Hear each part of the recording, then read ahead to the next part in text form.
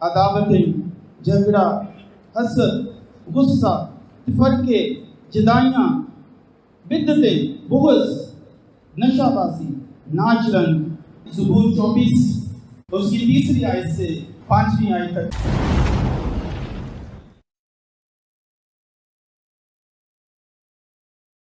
میری طرف سے اور میرے خاندان کی طرف سے آپ سب کو سلام۔ میں خدا کا شکریہ ادا کرتا ہوں جس نے آج مجھے یہ موقع بخشا کہ میں اس کی کلام کی خدمت کر سکوں، میں اس کی آواز کو آپ تک پہنچا سکوں، میں اس کے میسیج کو آپ تک پہنچا سکوں۔ اور میں دعا گو ہوں خدا کے حضور کہ اپنے کلام کو میرے وسیلے سے جب وہ پیش کرتا ہے تو مجھے چھوئے، میرے نجس ہونٹوں کو پاک کرے تاکہ میں اس کا لائق نام لے سکوں۔ جیسے کہ آپ کو معلوم ہے کہ پاک صاحب آج ایک اور جگہ پہ خدا کے کلام کی خدمت کر رہے ہیں، تو انہوں نے مجھے کہا کہ میں یہاں پر اس کے کلام کی خدمت کروں، تو میں ان کا بھی شکریہ ادا کرتا ہوں اور خاص طور پر اپنے خدا یسوع مسیح کا شکریہ ادا کرتا ہوں۔ آئیں میرے ساتھ مل کر نکالیں زبور 24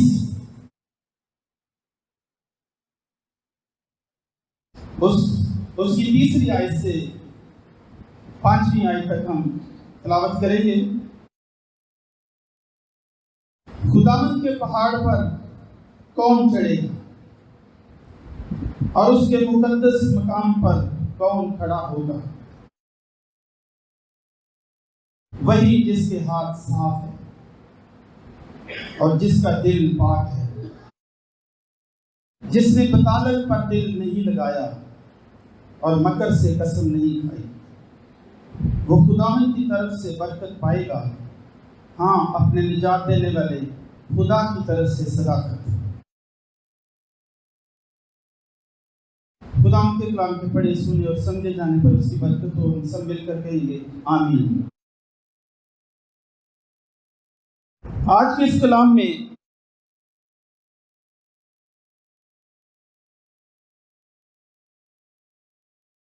ایک سوال ہے۔ پہلے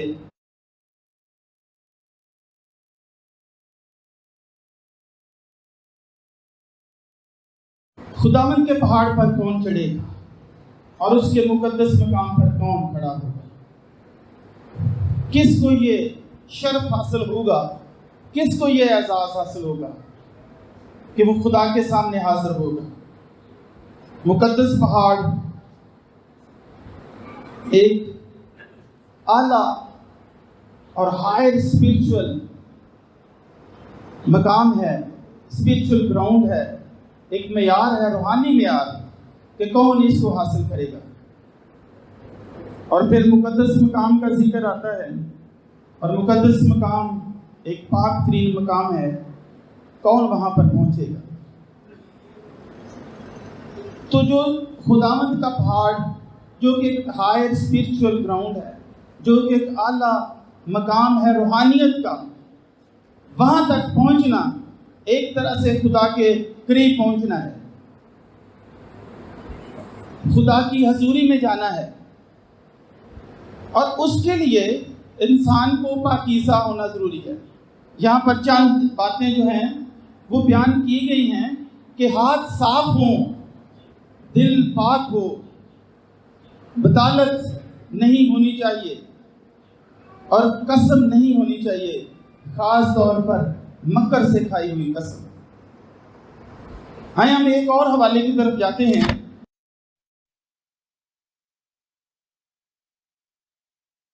زبور 15 اس کو ہم دیکھتے ہیں۔ اے خداوند تیرے خیمہ میں کون رہے گا، یعنی تیرے گھر میں کون رہے گا؟ تیرے کوہ مقدس پر کون سکونت کرے گا؟ وہ جو راستی سے چلتا اور صداقت کے کام کرتا اور دل سے سچ بولتا ہے۔ یہ معیار، راستی سے چلنا، صداقت کے کام کرنا اور دل سے سچ بولنا، یہ وہ معیار ہے جو کہ ہمیں خدا کے پہاڑ پر چڑھنے کے لیے، اس کے مقدس مقام پر جانے کے لیے ضروری ہے۔ ہم نے آج جب ہم یہ میسج سن رہے ہیں، جب ہم اس پر توجہ کیے بیٹھے ہیں، تو ہم نے اپنے آپ پر بھی توجہ کرنی ہے، اپنے آپ پر بھی غور کرنا ہے کہ ہم جو خدا کے گھر میں آتے ہیں، ہم جو اس کے ساتھ چلنے کا دعویٰ کرتے ہیں، ہم جو یہ کلیم کرتے ہیں کہ ہم خدا کے ساتھ چلتے ہیں، تو کیا یہ چیزیں ہم پوری کرتے ہیں؟ یہ جو کنڈیشنز ہیں، یہ جو شرائط ہیں، کیا ہم ان کو پورا کرتے ہیں؟ ہم تیسری آیت میں دیکھتے ہیں 15ویں زبور کی، وہ جو اپنی زبان سے بہتان نہیں باندھتا اور اپنے دوست سے بدی نہیں کرتا اور اپنے ہمسایہ کی بدنامی نہیں سنتا۔ یہ وہ چیزیں ہیں جو ہمیں خدا کی حضوری میں لے کر آتی ہیں۔ اگر ہم ان کو نہیں کرتے تو پھر ہم جاتے ہیں۔ زبان سے بہتان نہیں باندھنا، کسی پر الزام تراشی نہیں کرنی، کسی پر تہمت نہیں لگانی۔ بعض اوقات ہم تہمت لگانے کے لیے بھی ایک پورا پروگرام تیار کرتے ہیں، ایک پروپیگنڈا بناتے ہیں۔ فیملیز میں، خاندانوں میں، پورے معاشرے میں ایک بہتان بازی اور ایک بہتان تراشی، تہمت لگانا، یہ ایک بہت بڑی ایک قرض ہے جس پہ ہم عمل کر رہے ہیں۔ ہم اپنے سیاسی بیک گراؤنڈ کو دیکھیں، اگر جو کہ ہمارے ملک میں سیاسی پس منظر ہے، وہ بھی ایسا ہی ہے۔ ہمارا فیملی بیک گراؤنڈ بھی ایسا ہی ہے، ہمارے خاندانوں میں ایسا ہے کہ ہم تہمت لگاتے ہیں۔ اور لکھا ہے اپنے دوست سے بدی نہیں کرتا، دوست کو دھوکہ نہیں دیتا، دوست کے ساتھ برائی نہیں کرتا۔ وہ جو لکھا ہے کہ جو خداوند کے پہاڑ پر جانے کا خواہش مند ہے، جو اس کے مقدس مقام میں کھڑا ہونا چاہتا ہے، وہ ایسی برائیاں اپنے دل میں نہیں رکھتا۔ چوتھی آیت میں لکھا ہے، وہ جس کی نظر میں رذیل آدمی حقیر ہے، پر جو خداوند سے ڈرتے ہیں ان کی عزت کرتا ہے۔ وہ خدا کے گھر میں جا سکتا ہے کہ لوگوں کی عزت کرنا اس کی زندگی میں ہونا چاہیے، احترام ان کی زندگی میں ہونا چاہیے، بڑوں کا احترام اور چھوٹوں کے ساتھ شفقت، یہ اس کی زندگی میں ہونی چاہیے۔ وہ جو قسم کھا کر بدلتا نہیں، خواہ نقصان ہی اٹھائے۔ پہلے نمبر پر تو قسم کھانی ہی نہیں چاہیے، لیکن اگر کوئی آپ کسی کے ساتھ وعدہ کر لیتے ہیں، کسی کے ساتھ پرومس کر لیتے ہیں، تو پھر اس پہ قائم رہنا چاہیے۔ آپ لوگ وعدے کے پابند ہونے چاہیے۔ میں ایک واقعہ بیان کرتا ہوں کہ شاید میں نے پہلے بھی یہاں ذکر کیا ہوا ہے کہ ہم ایک بک چھپوا رہے تھے، انجیل سے شرماتا نہیں۔ ہم نے چرچ میں بھی وہ تقسیم کی، تو وہ ہم چھپوانے کے لیے میں ایک پرنٹر کے پاس گیا، تو اس نے مجھے کہا کہ میں نے 2,40,000 روپیہ اس کی بنی جو قیمت تھی اس بک کی، 1,000 بکس ہم نے چھپوانی تھی، تو تقریباً 1.5 لاکھ روپیہ ایڈوانس میں دینا پڑا ہمیں، کیونکہ کاغذ خریدنا تھا اس میں۔ تو میں نے اعتبار کیا، اس نے وعدہ میرے ساتھ کیا، لیکن یہ 2017 کی 18 کی بات ہے اور آج 21 ہے، نہ وہ پیسے ہیں نہ وہ بک ہے۔ تو ہمیں وعدہ جب کرنا ہے کسی کے ساتھ جب پرومس کرنا ہے، تو اس پر قائم رہنا ہمارا فرض ہے۔ اور میں سمجھتا ہوں کہ وہ خدا کا پیسہ تھا، وہ کبھی چین تو لینے نہیں دے گا جب تک وہ واپس خدا کے کام کی طرف نہیں آئی۔ پھر 5ویں آیت میں ہم دیکھتے ہیں زبور 15 میں، وہ جو اپنا روپیہ سود پر نہیں دیتا۔ یہ سود ایک بہت بڑی لعنت ہے، یہ قرض ہے۔ بائبل میں لکھا ہو کہ اگر تو اپنے بہن بھائی کی مدد کر سکتا ہے تو بغیر سود کے اسے دے۔ اور ہمارے معاشرے میں اس وقت یہ بھی لعنت جو ہے یہ بہت ہے، بہت سارے لوگوں نے یہ کاروبار اپنایا ہوا ہے کہ وہ 9,000 دے کے 10,000 لیتے، تھوڑے اپنی قسط پہلے ہی کاٹ لیتے ہیں ایک کو، اور پھر کئی دفعہ میں نے دیکھا ہے کہ وہ 9,000 اگر دیا ہے تو پتہ نہیں کتنے کو وصول کر لیتے ہیں، وہ 9,000 پھر بھی کھڑا رہتا ہے۔ اور یہ لعنت نہیں ہے تو کیا ہے؟ اور اس سے بچنا چاہیے۔ اور میں سمجھتا ہوں کہ اگر آپ کے گھر میں گزارے کے لیے پیسے ہیں تو کبھی بھی قرض نہیں لینا چاہیے، کیونکہ بائبل میں لکھا ہوا ہے کہ تیرا ہاتھ دینے والا ہوگا، لینے والا نہیں ہوگا۔ اور جب آپ کے گھر میں ہے تو کبھی کسی سے قرض نہ لے، کیونکہ خدا ناراض ہوتا ہے اور پھر وہ کبھی آپ کو اتنی برکت نہیں دیتا۔ اس لیے اپنا ایک اصول بنائیں کہ جب تک گزارا کرنے کے لیے ہیں اس میں ہی آپ رہیں۔ اور یوحنا جب بپتسمہ دے رہا تھا تو اس کے پاس کچھ پولیس والے آئے تو اس نے کہا کہ رشوت نہیں لینا، جتنی تمہاری تنخواہ ہے اس میں سے گزارا کرو۔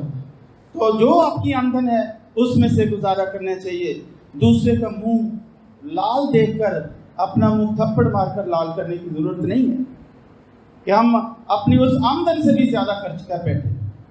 5ویں آیت میں آگے لکھا ہے اور بے گناہ کے خلاف رشوت نہیں لیتا، ایسے کام کرنے والا کبھی جنبش نہ کھائے گا۔ جو اس طرح کے اچھے کام کرتا ہے وہ کبھی ہلنے کا نہیں، اس کے پاؤں مضبوط ہیں، اس کا کام مضبوط ہے، اس کا کاروبار مضبوط ہے، اس کی نوکری مضبوط ہے۔ اور یہ سارے کام جو ہیں ہمیں خدا کے پاس لے کر آتے ہیں، اس کے پہاڑ پر، خداوند کے پہاڑ پر، اس کے مقدس مقام پر ہمیں لے کر جاتے ہیں۔ ہم ایک اور حوالہ دیکھتے ہیں، یسایہ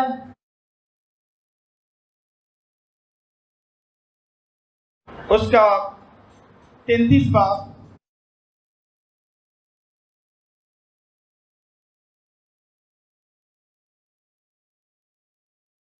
اس کی 15ویں اور 16ویں آیت۔ 15ویں آیت سے لکھا ہوا ہے، وہ جو راست رفتار اور درست گفتار ہیں، راست رفتار سچائی کے ساتھ چلنے والے، اور درست گفتار اچھا اور درست اور سچا بولنے والے، جو ظلم کے نفع کو حقیر جانتا ہے، جو رشوت سے دستبردار ہوتا ہے، جو کسی پر ظلم نہیں کرتا، ایسے نفع کو وہ پسند نہیں کرتا جو کسی پر ظلم ہو۔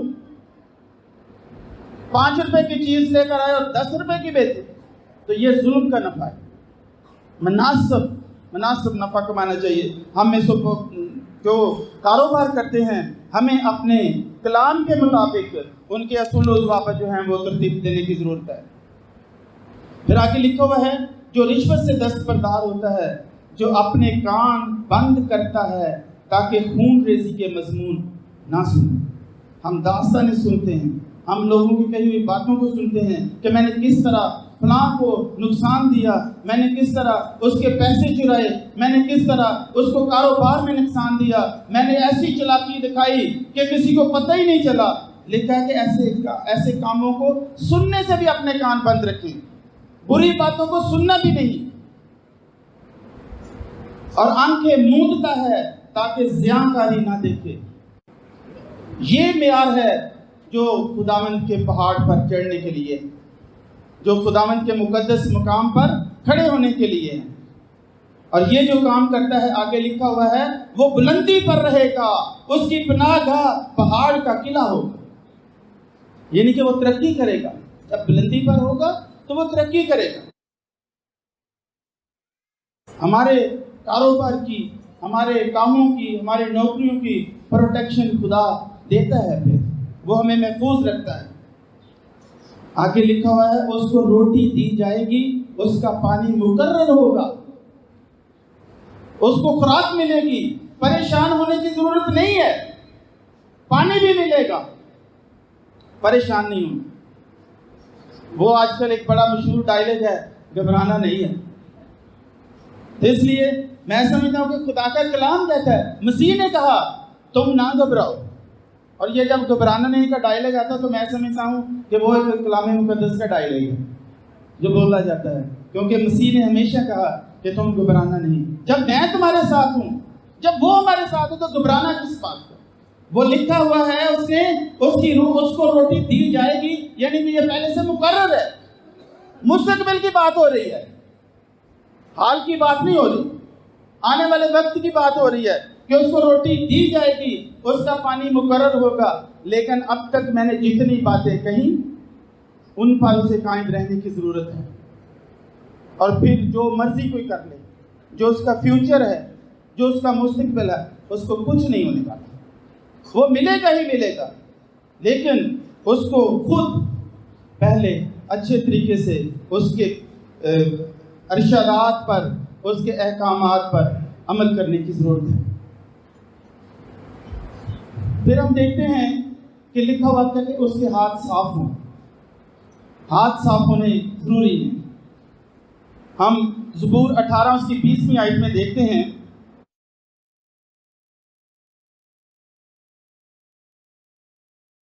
وہاں لکھا ہوا ہے خداوند نے میری راستی کے موافق مجھے جزا دی اور میرے ہاتھوں کی پاکیزگی کے مطابق مجھے بدلہ دیا. خداوند راستی کو اور پاکیزگی کو دیکھتا ہے. وہ دیکھتا ہے کہ ہمارے ہاتھوں سے، یہاں پر جو ہاتھ کا لفظ لکھا ہوا ہے وہ ہے ایکشن. ہم جو کام کرتے ہیں، ہم جو عمل کرتے ہیں، جو ہمارے اعمال ہیں، وہ سب ہاتھ صاف کرنے والا جو حوالہ دیا ہے وہ ہے اسی میں آتے ہیں. ہم کام کیسے کرتے ہیں؟ خدا کے ساتھ چلنے والے کام کرتے ہیں یا دنیا داری کے ساتھ چلنے والے کام کرتے ہیں؟ ان کی وجہ سے خدا ہمیں برکت دیتا ہے. اور پاکیزگی کے کام، ہمیں خدا کے ساتھ چلنے کی ضرورت ہے. ہمیں اس کی پریئر کرنے کی ضرورت ہے، ہمیں دعا کرنے کی ضرورت ہے، ہمیں کلام پڑھنے کی ضرورت ہے، تاکہ ہم جانتے رہیں. اگر ہم کلام پڑھتے رہیں گے تو آپ روزانہ جانتے رہیں گے. ہم دعائے ربانی میں پڑھتے ہیں آج کی روٹی آج ہمیں دے. وہ روٹی یہ کلام مقدس ہے، اور ہم پتہ نہیں روزانہ پڑھتے ہیں کہ نہیں. اگر نہیں پڑھتے تو پتہ نہیں روزانہ کی خوراک لیتے ہیں کہ نہیں. یہ لینا ضروری ہے، یہ پاکیزگی ہے. اور راستے کا مطلب جیسے میں نے پہلے بھی کہا، سچ بولنا، سچ بولنا، ایمانداری کے ساتھ چلنا. یہ ساری چیزیں جو ہیں یہ ہمیں خداوند کے پہاڑ پر اور اس کے مقدس مقام کی طرف لے کر جاتی ہیں. ہم ایک اور حوالہ دیکھتے ہیں، غلطیوں اس کا 5واں باب، اس کی 19ویں تا 21ویں آیت ہے. اب جسم کے کام تو ظاہر ہیں، یعنی کہ حرام کاری، ناپاکی، شہوت پرستی، بت پرستی، جادوگری، عداوتیں، جھگڑا، حسد، غصہ، فرقے، جدائیاں، بدعتیں، بغض، نشہ بازی، ناچ رنگ اور ان کی مانند. ان کی بابت تمہیں پہلے سے کہہ دیتا ہوں، جیسا کہ میں پیشتر جتا چکا ہوں، کہ ایسے کام کرنے والے خدا کی بادشاہی کے وارث نہ ہوں. اور ہم اپنا انالیسس کر سکتے ہیں. کوئی کسی کو نہیں دیکھتا، صرف خدا دیکھتا ہے. بظاہر جتنا مرضی کو راست باز ہو، لیکن اندر سے کیسا ہے یہ صرف خدا جانتا ہے. فاضل صاحب اکثر کہا کرتے ہیں کہ سب سے زیادہ نقصان ان لوگوں کو ہوتا ہے جو راست بازی کا ڈھونگ رچاتے ہیں، جو بظاہر شو کرتے ہیں کہ ہم راست باز ہیں. وہ کہتے ہیں کہ ان کے لیے بڑا مشکل ہوتا ہے. ایک گناہ گار کے لیے، مجھ جیسے ناچیز کے لیے یہ بہت آسان ہے کہ ہم خدا کے حضور گناہ کا اقرار کریں اور معافی مانگیں. لیکن جو ایک راست بازی کا ڈھونگ رچاتا ہے، اس کے لیے تو یہ بھی مشکل ہو جاتا ہے کہ لوگ کیا کہیں گے کہ اس نے گناہوں کا اقرار کیا، یہ تو بڑا پاک بنتا ہے، اس کا مطلب ہے یہ بھی گناہ کرتا ہے. اس کے لیے بڑا مشکل ہوتا ہے. ایک راست باز جو اپنے آپ کو کہتا ہے، سچا راست باز تو کہیں نہیں جاتا. ابھی ہم نے پڑھا کہ اس کے قدم مضبوط ہیں، وہ قلعہ میں ہے، اسے کوئی نقصان نہیں ہو سکتا، اس کی روٹی مقرر ہے، اس کا پانی مقرر ہے. لیکن جو ظاہری راست باز ہے اس کے لیے بہت نقصان ہے. تو میں کہہ رہا تھا کہ یہ ساری باتیں جو ابھی ہم نے گناہ پڑھے، جو لسٹ پڑھی، یہ ہر کوئی اپنے آپ کو سمجھتا اور جانتا ہے. کوئی کسی کی طرف انگلی نہیں اٹھا سکتا. مسیح نے کہا جس نے گناہ نہیں کیا وہ پہلا پتھر مارے. تو کوئی بھی ادھر نہ رہے، سارے چلے گئے. اور پولس رسول کہتا ہے کہ جو یہ کہتا ہے کہ میں گناہ نہیں کرتا وہ جھوٹ بولتا ہے۔ گناہ سارے کرتے ہیں، لیکن ضرورت اس امر کی ہے کہ ہم ساتھ ساتھ معافی کتنے گناہوں کی مانگتے ہیں۔ روزانہ شام کو آپ کو جھکنا چاہیے، خدا کے حضور دعا کر کے سونا چاہیے۔ آگے ہم 22ویں آیت کو اگر ہم پڑھیں، یہ تو وہ باتیں میں نے بیان کی کہ جو گناہ زندگی میں ہوتے ہیں، مگر 22ویں آیت میں لکھا ہے مگر روح کے پھل محبت، خوشی، اطمینان، تحمل، مہربانی، نیکی، ایمانداری، حلم، پرہیزگاری ہیں۔ ایسے کاموں کی کوئی شریعت مخالف نہیں، کوئی مذہب مخالف نہیں، کوئی فرقہ مخالف نہیں، کوئی کمیونٹی، کوئی مخالف نہیں ایسے کاموں کے۔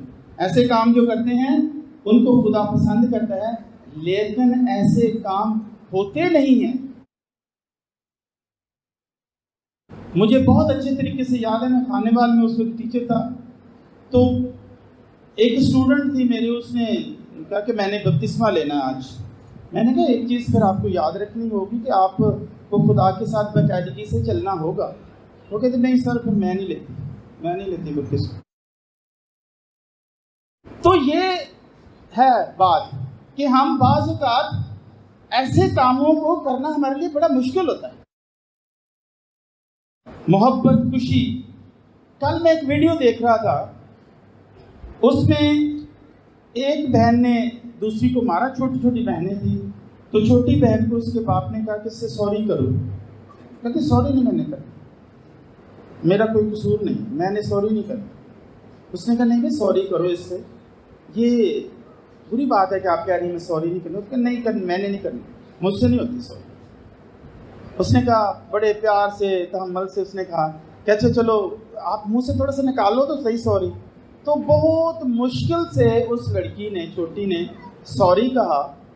تو وہ ایک مال میں تھے، اتنے میں ایک اور عورت آئی اور اس چھوٹی بچی سے ٹکرا کر گزر گئی۔ تو اس نے اپنے باپ سے کہا دیکھو اس نے میرے ساتھ زیادتی کی ہے، یہ مجھ سے ٹکرا کے گئی ہے۔ اس کا باپ اس عورت کے پیچھے گیا، تو فون سن رہی تھی، اس نے کہا آپ میری بیٹی کو دھکا دے کر آئی ہیں، آپ اس سے سوری کریں۔ وہ کہتی نہیں میں نے سوری نہیں کرنی، ٹھیک ہے مجھ سے غلطی ہو گئی ہے، وہ اچانک ہو گئی ہے، لیکن میں نے سوری نہیں کرنی۔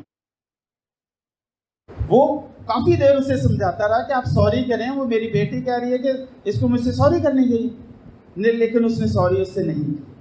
وہ اس مال کا جو مالک تھا، مینیجر جو تھا، اس کے پاس گیا، اس نے کہا اس عورت نے زیادتی کیا، میری بیٹی کو دھکا دیا ہے، اس سے کہیں سوری کر۔ وہ کہتی کہ ٹھیک ہے غلطی ہو جاتی ہے، اچانک ہو گئی ہے، لیکن سوری تو میں نہیں کرتی۔ اس نے پولیس کو بلوا لیا، پولیس نے اس عورت کو پکڑ لیا۔ اس نے کہا آپ نے سوری نہیں کی، اس سے آپ نے اسے دھکا دیا، آپ پر کرمنل ہے، جو آپ کا جرم بنتا ہے، آپ پر جرم ہے، آپ کو عدالت میں جانا پڑے۔ اتنی دیر میں وہ چھوٹی بچی آ گئی۔ اس نے کہا ایک منٹ ٹھہرے، اس نے کہا اس عورت سے کہا، اس نے کہا آپ کوشش تو کریں سوری کرنے کی، آپ کوشش کریں۔ وہ بڑی مشکل سے اس نے سوری کی، پھر اس نے کہا تھینک یو کوئی بات نہیں ہے، تو پولیس نے اسے چھوڑ دیا۔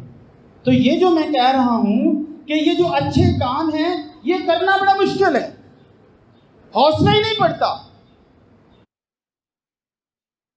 ہم نیک کام کریں یہ بہت مشکل ہے، لیکن اس کو کرنے والا ہی خدا کے پہاڑ پر اور اس کے مقدس مقام پر کھڑا ہوتا ہے۔ ایمانداری کو لے لیں، ہم نہیں ایمانداری سے چلتے۔ ہم جہاں پہ جاب کرتے ہیں ہم ٹائم کو کھا جاتے ہیں۔ 12 بجے چھٹی ہونا تو 11:30 بجے کوشش ہوتی ہے کہ نکل جائے، پہلے سے ہی فائلیں بند کر کے رکھ دیتے ہیں، پہلے سے ہی اپنے اوزار وغیرہ دھو کے رکھ لیتے ہیں کہ اب ہم نے جانا ہے۔ لیکن میرے عزیزو یہ ایمانداری نہیں ہے۔ نیکی سے چلنا، اچھائی سے چلنا یہ مشکل ہے، لیکن وہی جو چلتے ہیں وہی خداوند کے پہاڑ پر اور اس کے مقدس مقام میں کھڑے ہوتے ہیں۔ اس کے بعد ذکر آتا ہے پاک دل کا۔ جس کا دل پاک ہے وہ خداوند کے پہاڑ پر کھڑا ہوتا ہے۔ آپ نے مبارکبادیاں تو پڑھی ہوں گی، یہاں پہ پاک دل کا مطلب جو ہے یہ تھاٹس ہیں، یہ فیلنگز ہیں، یہ خیالات ہیں، دوسرے لوگوں کے بارے میں احساسات ہیں ہمارے، یہ ہیں پاک دل سے تعلق جو رکھتے ہیں۔ متی 5واں باب اس کی 8ویں آیت میں لکھا ہے، مبارک ہیں وہ جو پاک دل ہیں کیونکہ وہ خدا کو دیکھیں گے۔ خدا کو دیکھنے کے لیے انسان کو پاک دل ہونے کی ضرورت ہے، اس کے بغیر نہیں۔ لیکن اگر دل پاک نہیں ہے تو ہم خدا کو نہیں دیکھ سکتے۔ آئے ہم ایک حوالہ دیکھیں، متی 15واں باب، متی کی انجیل اس کا 15واں باب اور 18 سے 20 آیات۔ متی کی انجیل اس کا 15واں باب 18ویں 19ویں اور 20ویں آیت۔ ہم لوگ منسٹری ایک کو چلا رہے ہیں، God's point of view ministry, جس کے ذریعے سے ہم بائبلز تقسیم کرتے ہیں، اور ٹیکسٹ بائبل اور آڈیو بائبل۔ ٹیکسٹ بائبل ان کے لیے جو پڑھے لکھے ہیں لیکن جو خرید نہیں سکتے، اور ٹیکسٹ بائبل وہ جو دیکھ نہیں سکتے اور جو پڑھ نہیں سکتے ان کے لیے۔ تو میں دیکھ رہا ہوں کہ بائبل بہت کم لوگوں کے پاس ہوتی ہے جب خدا کے گھر میں آتے ہیں۔ میں ایک ٹیچر ہوں تو بہت سے بچے میں نے دیکھے ہیں پیپر پہ بیٹھے ہیں تو پتہ چلا جی پین ہی نہیں آج، اور کئیوں کے پاس پین ہوتا ہے، انکی نہیں ہوتی۔ تو یہ کیسے فوجی ہیں جن کے پاس ان کا ہتھیار ہی نہیں ہے؟ تو جنگ آپ نے کس بات کی لڑنی؟ اس لیے جو پڑھے لکھے ہیں وہ کلام مقدس اپنے ساتھ لے کر آیا کریں۔ یہ ہاتھ میں پکڑا ہوا خوبصورت لگتا ہے، ایسی کوئی بات نہیں کہ کوئی آپ کے ہاتھ میں کلام دیکھے گا تو کہے گا کہ یہ کیا ہے، لیکن آپ کی عزت میں اضافہ ہوتا ہے۔ 18ویں آیت سے 20ویں آیت تک ہم پڑھتے ہیں، مگر جو باتیں منہ سے نکلتی ہیں وہ دل سے نکلتی ہیں، وہی آدمی کو ناپاک کرتی ہیں۔ جو باتیں دل سے نکلتی ہیں وہی آدمی کو ناپاک کرتی ہیں۔ دل سے کیا نکلتا ہے؟ کیونکہ برے خیال، خون ریزیاں، زناکاریاں، حرام کاریاں، چوریاں، جھوٹی گواہیاں، بدگوئیاں دل ہی سے نکلتی ہیں۔ یہی باتیں ہیں جو آدمی کو ناپاک کرتی ہیں۔ مگر بغیر ہاتھ دھوئے کھانا آدمی کو ناپاک نہیں کرتا۔ تو یہ باتیں ہیں جو دل سے نکلتی ہیں۔ اگر دل پاک ہے تو پھر یہ باتیں نہیں نکلتی۔ لکھا ہے جھوٹی گواہیاں، بدگوئیاں جو ہوتی ہیں جو ہم دوسرے کی پیٹھ پیچھے اس کی برائیاں کرتے ہیں، یہ سارا کچھ دل سے نکلتا ہے۔ میں سمجھتا ہوں کہ جو بات کہنی ہے بندہ کہہ دے، اور نہیں تو نہ بھی کہے تو کوئی اتنا ضروری نہیں ہے۔ بعض اوقات ہم ویسے ہی ٹانگ اڑا دیتے ہیں کسی کے معاملے میں، حالانکہ پوچھا بھی نہیں جاتا۔ تو یہ باتیں جو ہیں یہ دل سے نکلتی ہیں، اور اسی لیے دل ناپاک ہوتا ہے، اور ایسا شخص جو ہوتا ہے وہ خدا کی بادشاہی میں داخل نہیں ہو سکتا۔ ایک اور حوالہ ہم پڑھتے ہیں، پہلا تیموتھیوس اس کا پہلا باب اس کی 5ویں آیت۔ حکم کا مقصد یہ ہے کہ پاک دل اور نیک نیت اور بے ریا ایمان سے محبت پیدا ہو، یعنی کہ پاک دل ہونا چاہیے تاکہ ہم میں محبت ہو ایک دوسرے کے لیے اور ایک دوسرے کا احترام ہو۔ پھر ایک اور حوالہ، زبور نویس کیا کہتا ہے اس بارے میں، پاک دل کے بارے میں۔ آئے ہم زبور 51 اور اس کی 10ویں آیت کو دیکھتے ہیں۔ زبور نویس دعا کرتا ہے، اے خدا میرے اندر پاک دل پیدا کر اور میرے باطن میں اثر نو مستقیم روح ڈال۔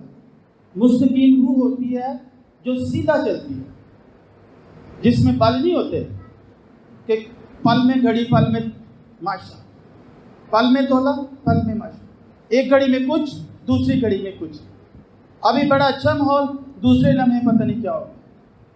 یہ مستقیم روح نہیں ہوتی۔ مستقیم روح وہ ہوتی ہے کہ ہم مستقل رہیں. کنسسٹنسی سے بولتے ہیں, مستقل رہنا ایک ہی بات پر. اگر آپ خدا کے کلام کے ساتھ چلنے کا آپ نے وعدہ کر لیا ہے تو پھر مستقل رہنا پڑے گا نا. پھر یہ تو نہیں صبح کچھ اور شام کو کچھ. ایک ہی منہ سے کھارا پانی اور ایک ہی منہ سے میٹھا پانی کیسے نکلتا ہے؟ نہیں نکل سکتا. کنٹرول کرنا ہوگا اور خدا سے مستقیم روح, اثر نو مستقیم روح, نئے سرے سے, جو پہلی ہے وہ نہیں, نئے سرے سے ایک پکی راست سیدھا چلنے والی اے خدا روح مجھ میں ڈال تاکہ میں تیرے ساتھ چلوں. اور لکھا ہے کہ میرے اندر پاک دل پیدا. تو یہ پاک دل جو ہے یہی انسان کو خدا کے حضور لے جاتا ہے. اگر ہم زبور 73 اور اس کی پہلی آیت کو دیکھیں تو لکھا ہے بے شک خدا اسرائیل پر یعنی پاک دلوں پر مہربان ہے. یعنی کہ جن کے دل پاک ہیں ان پر خدا مہربان ہوتا ہے. اس لیے میرے عزیزو دل پاک ہونا چاہیے, ہاتھ صاف ہونے چاہیے, ایکشن کریکٹر یہ بندے کا پاک ہونا چاہیے. پھر ہی ہم دعویٰ کر سکتے ہیں کہ ہم خداوند کے پہاڑ پر کھڑے ہوں گے, اس کے مقدس مقام پہ کھڑے ہوں گے. لیکن اگر ہم صحیح طور پر چلتے نہیں ہیں تو پھر یہ سب کچھ ممکن نہیں ہے. اور سب سے اہم ایک اور بات ہے کہ جھوٹ ہماری زندگیوں میں رچ بس گیا. ہمیں احساس نہیں ہوتا, ہم محسوس ہی نہیں کرتے کہ کیا ہو گیا. بچوں سے کہیں تو یہاں پہ گلا پکڑ گیا, گاڈ پرومس نہیں, ایسے میں نے نہیں کیا. میرے سامنے بہت سے بچے ایسے کرتے, ادھر کام کیا, کسی کو تھپڑ مارا. میں نے دیکھا بھی کلاس میں ہمیں بہت سے ایکسپیرینسز ہوتے ہیں, میں نے دیکھا بھی منع کیے لیکن میں نے تو مارا ہی نہیں, میں نے تو کیے نہیں. اور گھروں میں ایسے ہی بچے مانتے ہی نہیں. اور لیکن جھوٹ کے بارے میں جب میں آپ کو تعلیم دوں, کلام مقدس سے میں آپ کو تعلیم دیتا ہوں کہ جھوٹ کیا ہے اور کیا کر سکتا ہے. اگر یہ زندگی میں ہو تو کس طرح نقصان دیتا ہے. ہم کچھ حوالہ جات پڑھیں گے کہ جھوٹ کے نقصانات کیا ہیں, جس کو ہم بالکل لائٹ لیتے ہیں, جس کو ہم بالکل ہلکا لیتے ہیں کہ کچھ نہیں ہوتا. لیکن ابھی ہم پڑھیں گے, دیکھیں گے کہ جھوٹ کیا ہے. ہم پہلا حوالہ پڑھتے ہیں, پہلا سلاطین. جن کے پاس کلام مقدس ہے وہ نکالیں. پہلا سلاطین اس کا 22واں باب اور اس کی 23ویں آیت. سو دیکھ خداوند نے تیرے ان سب نبیوں کے منہ میں جھوٹ بولنے والی روح ڈالی ہے, اور خداوند نے تیرے حق میں بدی کا حکم دے دیا ہے. کہ خداوند جب کسی سے تنگ آ جاتا ہے تو وہ ایسے کام بھی ہو جاتے ہیں کہ خداوند کہتا ہے کہ اس نے بات سنی. جیسے موسیٰ جب مصر سے نکلنے والے تھے تو جب کوئی آفت نازل ہوتی تھی تو فرعون مان جاتا تھا, نہیں اب تم نکل جانا, لیکن پھر اکڑ جاتا تھا. بائبل میں لکھا ہوا ہے کہ وہ اکڑتا اس لیے تھا کیونکہ خداوند نے تہیا کر لیا تھا کہ اب اس کا خاتمہ پہنچا.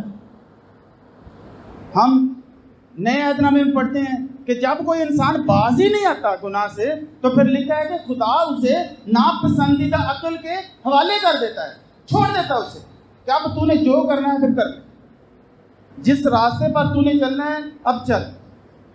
تو خداوند کی طرف سے بھی کبھی کبھی ایسی بری روح آتی ہے انسان میں جب خدا اس سے تنگ آ جاتا ہے. تو لکھا ہے کہ کیونکہ خداوند نے تیرے حق میں بدی کا حکم دیا ہے. ایک اور حوالہ ہم دیکھتے ہیں, دوسرا تواریخ اس کا 18واں باب اور 21ویں آیت. ایک روح اٹھ کر خداوند کو کہتی ہے, اس نے کہا میں جاؤں گی اور اس کے سب نبیوں کے منہ میں جھوٹ بولنے والی روح بن جاؤں گی. خداوند نے کہا تو اسے بہکائے گی اور غالب بھی ہوگی, جا اور ایسا ہی کر. بعض اوقات جب ہم اپنی راہوں کو ٹھیک نہیں کرتے تو پھر خدا کی طرف سے بھی ہمارے لیے ایک ڈیسیجن آ جاتا ہے, ایک فیصلہ آ جاتا ہے. لکھا ہے کہ بار بار جو گناہ کرتا ہے اس کی بالدار کھوپڑی کو چیر دے گا. اس لیے ٹیڑھی راہ پر اتنا نہ چلیں کہ ایک وقت وہ آئے کہ خدا چھوڑ دے. میرے عزیزوں, ہمیں اپنا انالیسس کرنے کی ضرورت ہے, اپنا تجزیہ کرنے کی ضرورت ہے کہ ہم کیا کر رہے ہیں, ہم کس طرف جا رہے ہیں. آئیں ایک اور حوالہ ہم دیکھتے ہیں, زبور 5واں زبور اور اس کی 6 آیت. اس میں لکھا ہے, تو ان کو جو جھوٹ بولتے ہیں ہلاک کرے گا. خداوند کو خون خوار اور دغا باز آدمی سے کراہیت ہے. کراہیت سمجھتے ہیں؟ کراہیت وہ ہوتی ہے جب ایک ڈیڈ باڈی پڑی ہے, ایک لاش پڑی ہے اور اس میں سے بدبو آ رہی ہے, تب منہ پہ ہاتھ رکھ کے ادھر ادھر چلے جاتے ہیں, اور ہاتھ لگ جائے تو میرا خیال ہے پتہ نہیں کتنی بار تو ہوئی. ایسا ہی خدا اس سے بیزار ہے جو جھوٹ بولتا ہے. لکھا ہے کہ خدا کو اس سے کراہیت ہے, اور تو ان کو جو جھوٹ بولتے ہیں ہلاک کرے گا. خدا چھوڑنے والا نہیں ہے. اس لیے ہمیں اس بری عادت کو چھوڑ دینا چاہیے. کسی شخص سے کسی نے پوچھا کہ میں وہ کون سی عادت چھوڑوں کہ میں بالکل ٹھیک ہو جاؤں. اس نے کہا صرف جھوٹ چھوڑ دے تو بالکل ٹھیک ہو جائے. ہم یہ یہاں سے کوئی چیز پکڑ کے اپنی جیب میں ڈالیں کسی کی پرمیشن کے بغیر, اور وہ جب آ کر پوچھے گا کہ یہاں پہ میری گھڑی پڑی تھی وہ کہاں گئی, تو پھر جھوٹ کی لائن لگے گی. تو اگر جھوٹ چھوڑا ہوگا تو پھر ہم اسے اٹھا کے جیب میں نہیں ڈالیں گے, کیونکہ ہم نے تہیا کیا ہوا ہے اپنے آپ کے ساتھ کہ ہم نے جھوٹ نہیں بولنا. تو جھوٹ بول دیں گے تو یہ جو چوری ہے, یہ جو زنا کاری ہے, یہ جو برائیاں ہیں, یہ ساری ہماری زندگی سے نکل سکتی ہیں. زبور 58 ہم دیکھتے ہیں 58, اس کی 3 آیت میں, شریر پیدائش ہی سے کج روی اختیار کرتے ہیں. شریر پیدائش ہی سے کج روی اختیار کرتے ہیں. کج روی کہتے ہیں ٹیڑھا پن, جو ٹیڑھا چلتا ہے, کبھی ادھر کو کبھی ادھر کو. وہ پیدائش ہی سے ایسے ہوتے ہیں. وہ پیدا ہوتے ہی جھوٹ بول کر گمراہ ہو جاتے ہیں. ان کا زہر سانپ کا سا زہر ہے. وہ بہرے فئی کی مانند ہیں جو کان بند کر لیتا ہے. لکھا ہے وہ پیدا ہوتے ہی جھوٹ بول کر گمراہ ہو جاتے ہیں. اور لکھا ہے شریر پیدائشی. شریر کون ہے؟ شریر شیطان ہے. تو جو پیدائش ہی سے اس جیسے ہوتے ہیں وہ پھر اسی میں سے ہوتے ہیں. بہت دیکھا ہے, بہت آبزرویشن ہے, بہت مشاہدہ ہے کہ بچے جھوٹ بولتے ہیں جن کو جھوٹ نہیں بھی سکھایا جاتا, جو ادھر ادھر سے جھوٹ کی تعلیم نہیں بھی لیتے, وہ بھی جھوٹ بولتے ہیں. اور پھر کیا اندازہ لگاتے ہیں کہ وہ شریر سے ہیں, شریر کے تخم سے ہیں, کیونکہ بائبل میں لکھا ہوا ہے کہ وہ تو جھوٹ کا باپ ہے. جھوٹ کا باپ کون ہے؟ شیطان. تو اگر ہم جھوٹ بولتے ہیں تو پھر اپنی نسبت, اپنا تعلق خود ہی اندازہ کر لیں. ہم سب, جن میں میں بھی شامل ہوں, ہم پھر خود ہی اندازہ کر لیں کہ ہم کس سے ہیں. ایک اور آیت ہم دیکھتے ہیں, انسال اس کا 19واں باب اور 9ویں آیت. جھوٹا گواہ بے سزا نہ چھوٹے گا. جھوٹی گواہی دینے والا, جھوٹا گواہ بے سزا نہ چھوٹے گا, اور جو جھوٹ بولتا ہے فنا ہوگا, ختم ہو جائے گا. اس کا خدا کے ساتھ کوئی تعلق نہیں ہے. روٹی اس کے لیے مہیا نہیں ہوگی. پانی اس کے لیے مقرر نہیں ہوگا، پناہ کے لیے قلعہ اس کے لیے مقرر نہیں ہوگا، وہ پناہ ہوگا. کیونکہ یہ جو ساری باتیں ہیں، جو اچھے اچھے وعدے ہیں، وہ خدا کے ان کے ساتھ نہیں ہے جو جھوٹ بولتے ہیں. جھوٹ بولنا کلسیوں اس کے 3 باب کی 9 آیت میں لکھا ہے کہ وہ پرانی انسانیت سے تعلق رکھتا ہے. وہ یہ دعویٰ نہیں کر سکتا کہ میں خدا کے ساتھ چلتا ہوں. اگر ہم مکاشفہ 21 باب کو دیکھیں تو وہاں پہ کچھ سخت باتیں کہی گئی ہیں. مکاشفہ 21 باب اس کی 27ویں آیت، نئے یروشلم کی بات یہاں پر ہو رہی ہے، اس کی خوبیاں بیان کی جا رہی ہیں نئے یروشلم کی، اور یہاں پر یہ لکھا ہوا ہے، اور اس میں کوئی ناپاک چیز یا کوئی شخص جو گھنونے کام کرتا ہے یا جھوٹی باتیں گھڑتا ہے ہرگز داخل نہ ہو. یعنی کہ جو جھوٹے پروپیگنڈا کرتے ہیں، جو جھوٹے منصوبے باندھتے ہیں، جو جھوٹی باتیں کرتے ہیں، وہ وہاں پہ داخل نہیں ہوں گے نئے یروشلم. اسی کے آگے ایک اور حوالہ ہے 22ویں باب اور اس کی 11ویں آیت میں، جو برائی کرتا ہے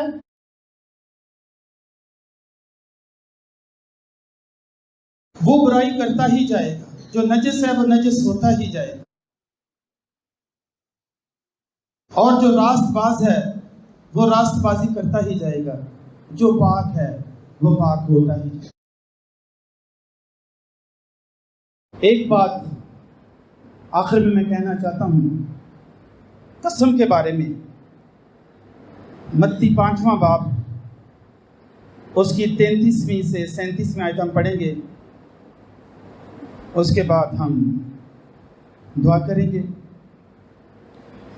پھر تم سن چکے ہو کہ عقلوں سے کہا گیا تھا کہ جھوٹی قسم نہ کھانا، بلکہ اپنی قسم خداوند کے لیے پوری کرنا، اپنی قسمیں خداوند کے لیے پوری کرنا. لیکن میں تم سے یہ کہتا ہوں کہ بالکل قسم نہ کھانا، نہ آسمان کی کیونکہ وہ خدا کا تخت ہے، نہ زمین کی کیونکہ وہ اس کے پاؤں کی چوکی ہے، نہ یروشلم کی کیونکہ وہ بزرگ بادشاہ کا شہر ہے.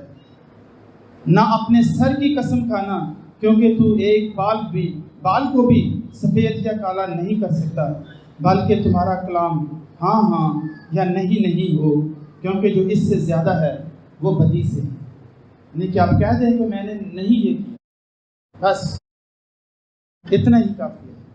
میں نے یہ کیا ہے، بس اتنا ہی کافی ہے. اس سے آگے کو نہیں مانتا تو وہ اس کی چوائس ہے. لیکن ہمیں خدا کا حکم یہ ہے کہ ہم ہاں یا نہ میں جواب دیں، قسم نہیں. تو آئیں ہم اپنے آپ کا انالیسس کریں، اپنے آپ پر غور کریں کہ ہم خدا کے پہاڑ پر چڑھنے کے لائق ہیں یا نہیں.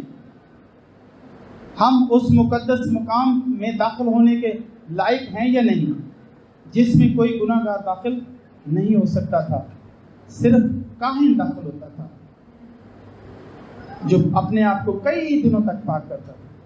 تو ہمیں اپنے آپ کو پاک کرنے کی ضرورت ہے، اور ہمیں اپنے آپ کو اس کے حضور میں پیش کرنے کی ضرورت ہے، اور ان ساری برائیوں سے اپنے کنارہ کشی کرنے کی ضرورت ہے، تاکہ ہم اس کے پہاڑ میں اس کے پہاڑ پر چڑھ سکیں اور اس کے مقدس مقام میں داخل ہو سکیں.